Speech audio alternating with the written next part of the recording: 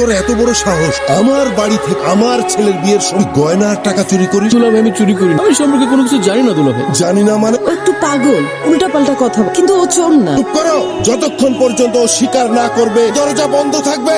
আমি এই সম্পর্কে কোনো কিছু জানি না দুলা, আমি চুরি করি, আপনি আমাকে মাফ করে দেন, আমি এখান থেকে চলে যাবো। হ্যাঁ, তুমি এখান থেকে চলে যাবা। ভয় রেখেছিস বল, আমি কিন্তু তোকে পুলিশে ধরিয়ে দেব।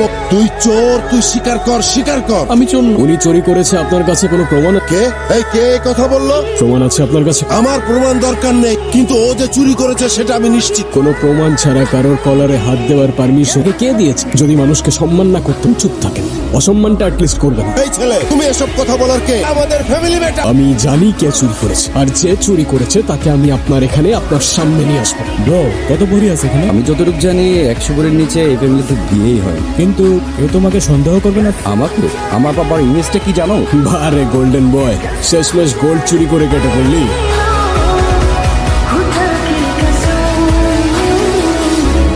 রায়ান, এই দেখ ব্রো, ঝামেলা করিস না, ভাগ চাইলে ভাগটা নিয়ে যা। আবে ভাগ না, পুরোটাই নিয়ে যা, আর সাথে তোকে।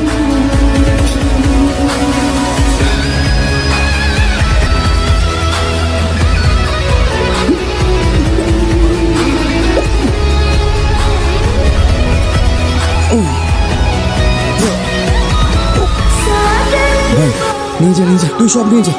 অযথাই টাইম ওয়েস্ট করতে হলে তো আমি আগেই বলছিলাম সব নিয়ে যা, আর সাথে তোকে। এই সানি, কি হচ্ছে এসব? জি আঙ্কেল, তেমন কিছু না। আপনার গোল্ডেন বয় আপনারই গোল্ড চুরি করে কেটে বসছে। এই যে রইল আপনার আর এই যে রইল আপনার গয়না। তোকে তো আমি বিশ্বাস করেছিলাম, তোর বাবা জালিয়াতি করে বিদেশে বসে আছে। আমার আগেই বোঝা উচিত ছিল ফ্রডের ছেলে ফ্রডই হয়।